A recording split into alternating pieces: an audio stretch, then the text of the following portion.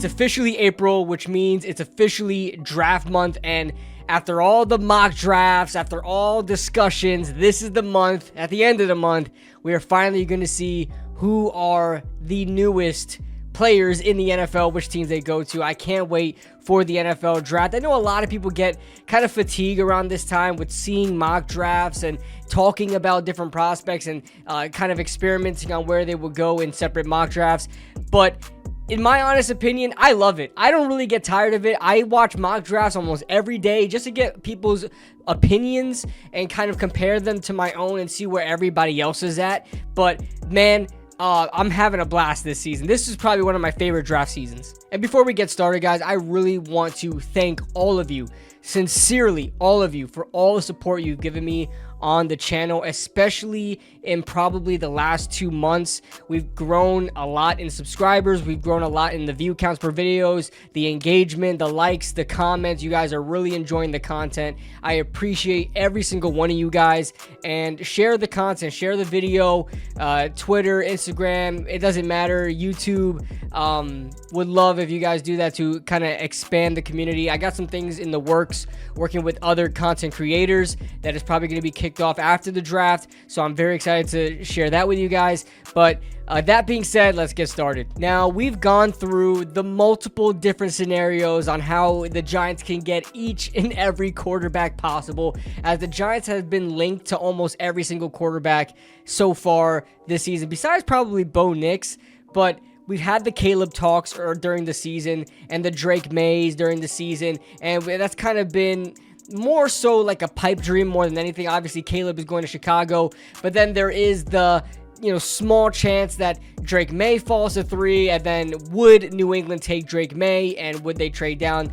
That's all of that. And then Jaden Daniels has been linked to the Giants before. A lot of people prefer Jaden Daniels, including myself, rather than like a Drake May. I love Drake May, but I think Jaden Daniels would fit this offense a lot better.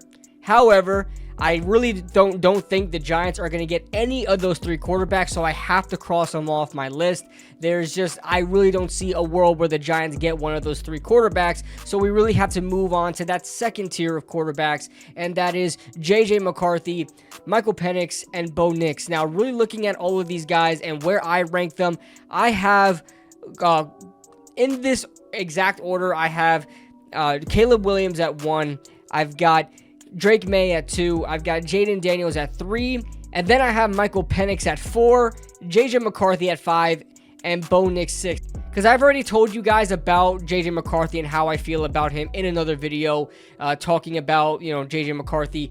I don't want JJ McCarthy with the 6th overall pick. I think he is more of a project guy. I know that he can hit some throws. I know he has a good arm. It's not great. Everybody's overrating JJ McCarthy's arm. It's not super great, all right? It may be his best trait, but that's not even like that, I guess, exciting to say. Now, I don't want to harp on JJ McCarthy too much, but let's get on to Michael Penix. Should the Giants draft Michael Penix 6th overall? This is something that has now been talked about now for the past couple of days, because it now seems like the Giants are going to be left with the 5th quarterback on the board, and it's really looking slim for the Giants in a draft where if you want a quarterback, you get one in this draft. The Giants really are stretching their options thin, being at the 6th pick. So we already think that those top 3 quarterbacks are going. Now we're seeing that JJ McCarthy might go in the top 5 with Minnesota getting that second first round pick, and they're probably not going to get any of the 3 quarterbacks either, so they'll probably be left with JJ McCarthy. And then there's Michael Penix, and I understand why Michael Penix is still like a second round guy, because not in talent, I really think he's first round talent. However, there is the age and injury concerns. I don't care if you're the biggest Michael Penix fan, you cannot deny that. So the big question that everybody's been asking is, would you take Michael Penix 6th overall? And if you are willing to take Michael Penix 6th overall, you are a high roller, you are a risk taker, because even I am so infatuated with Michael Penix, watching his film, watching his tape, and I'm still a little hesitant on if I would take Michael Penix 6th overall. It's nothing about him as a player at all. I think he has the tools to be extremely successful in the NFL. But when you're talking about such a premium pick like the 6th pick, it is not like the 15th overall pick or even like the 9th, 10th overall pick. It's of more of a premium status, and age is a legitimate concern. The thing is with JJ McCarthy is why I could see him going 6th overall or high in the draft like Minnesota, willing to trade up to get a JJ McCarthy, is that he's only 21 years old. Not only that, he just turned 21. Penix is literally about to turn 24 years old in May. All right, that is pretty old for a quarterback. And obviously there is the injury concerns. Tearing both your ACLs twice by the time you're 24 is not great, and the age doesn't help it either. Now, as far as his film goes, listen, if the age and injuries weren't concerning, if they weren't a thing, if he was 21 years old, 22 years old, did not tear an ACL once, I think we will be talking about him possibly being one of those 3 quarterbacks taken, or he would be that 4th quarterback taken that Minnesota would trade up for, not JJ McCarthy.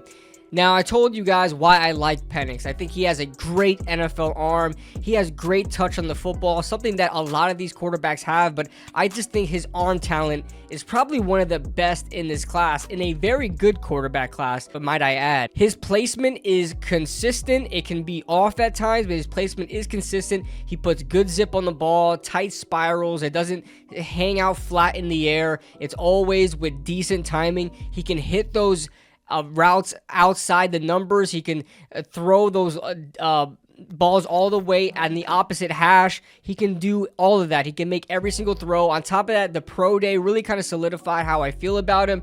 Pro days and combines aren't supposed to really dictate where you rank a quarterback and projections either. You really have to go with your own eye and what you really think, because guys, the NFL, the media, the fans, the scouts, everybody, they could be wrong on a prospect. I mean, don't let their feelings get in the way of your own. Now, I know he had great talent there, right? All 3 of his receivers are projected to go in at least the first 3 rounds of the draft. You got Rome Odunze projected to go top 10. You have Jalen Polk projected to go in the 2nd round. Then you got Jalen McMillan projected to go in the 3rd from the slot. Always put the ball where any of those 3 guys can get it. He had good chemistry with those guys. They were very rarely not on the same page. It really just seemed like he had good camaraderie with these guys and kind of adjusted to the way they run their routes. And he really put the ball in all the best spots, especially deep down the field. Now, the shorter throws can be the placement can be a little bit off, but I think deep down the field, I mean, nobody in this class comes close to his talent, and that's something that you can carry into the NFL. Now, there always is the argument of,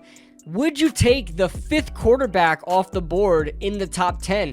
That would be unprecedented. I don't even think there's been 4 quarterbacks taken in a top 5, which is really seeming like it might happen, let alone having 5 quarterbacks taken in the top 6 picks would be absolutely insane. Now, I kind of want to dismantle that argument. I heard a lot of people saying, hey, you don't take the 5th quarterback off the board in the top 10. You just got to really look at positional value and kind of attack other positions with higher prospects at their positions. And I can kind of combat that a little bit. Now, stick with me here. This is an exaggerated example, but say you have a Tom Brady, Peyton Manning, Dan Marino, Joe Montana, Andrew Luck, these type of prospects in your draft, right? In one draft, and they're all top prospects, right? Does that mean, like, say Andrew Luck is like the least of those guys? Do you not take Andrew Luck because he's the 5th quarterback taken? That argument is just not good. I'm not saying that Michael Penix is going to be the Andrew Luck of this draft or anything like that, but talent is talent. Doesn't matter what draft you have them. Like, there are projected to be like 20 wide receivers taken in the first 4 rounds. That's like insane. Or maybe even the first 3 rounds. I don't know. I don't even know. There's a lot of wide receivers going in this draft. I don't think any which team is batting an eye talking about this is the 19th wide receiver taken in the 2nd round. You know, I don't think we should do this. It doesn't work like that. Talent is talent. And if Michael Penix is a 1st round pick, then he should be considered in the 1st round. Now, the question is, top 6. Something a team needs to consider is where the rest of the league projects a player. You can project Brock Purdy coming out in his draft. You could project him to be the future franchise quarterback, but he was a 7th round projected pick.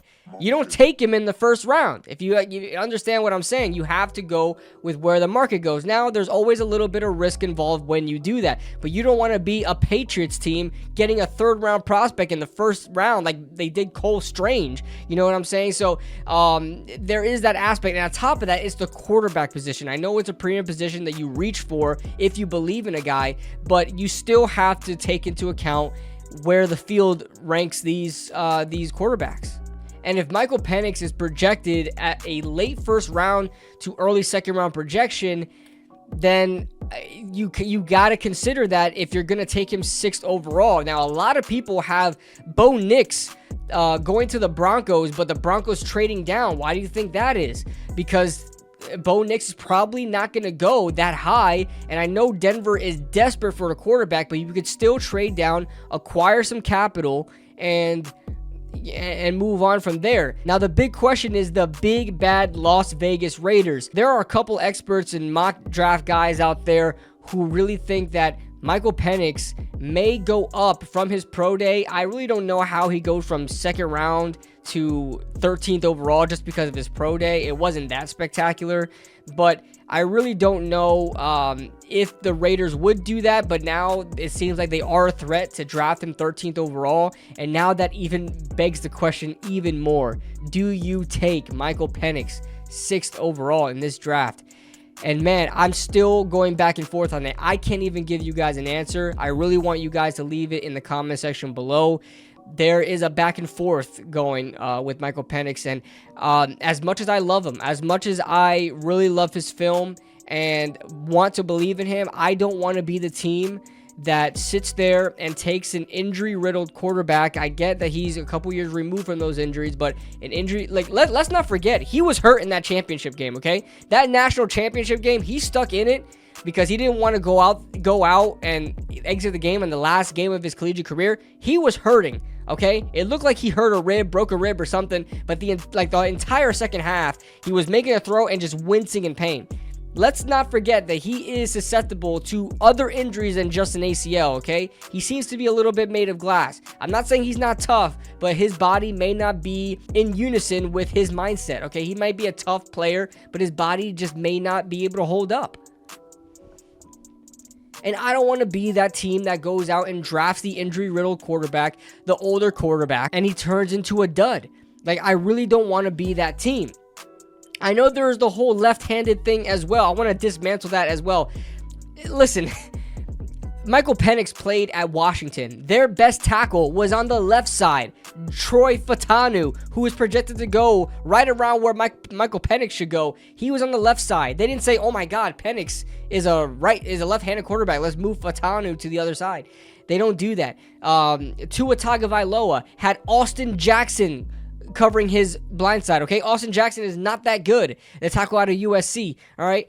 They put him at multiple spots, and they didn't know where to put him. So he played at right tackle. I heard that he was okay there. But, you know, there are plenty of quarterbacks that you don't need to have your franchise left tackle go into the right tackle position because you have a left-handed quarterback. You can make it work. And a lot of people are concerned about Evan Neal, and they're saying you can't draft Michael Penix because Evan Neal is probably not going to be starting this year. I'm sorry, Jermaine Illuminor, I really think we signed him to start. As much as a lot of people may say there's a competition there, Evan Neal is probably the worst tackle I've ever seen. All right? He is not going to start. Jermaine Illuminor is going to beat him to a pulp in training camp. So, barring injury. But that's all I got for you guys today, man. What do you guys think in the comment section below? What do you think about Michael Penix? I mean, I said the most I can say in just a short video like this. I don't know if I'll ever have a discussion live about Penix or any of the other quarterback prospects, but I don't really want to go too much in depth because I'll be here forever and I'm not trying to do that. But what do you guys think about Michael Penix going 6th overall, man? Do you guys think the Giants should take a risk and trade down? But then there's the Raiders at 13. Do you trade down? Do you take Michael Penix, or do you just forget about quarterback and just phone it in, get Malik Neighbors, and live to draft another day. I mean, what do you think? Leave it in the comment section below. Leave a like if you guys enjoy. Subscribe if you guys are new. And I'll see you guys in the next video. Woo!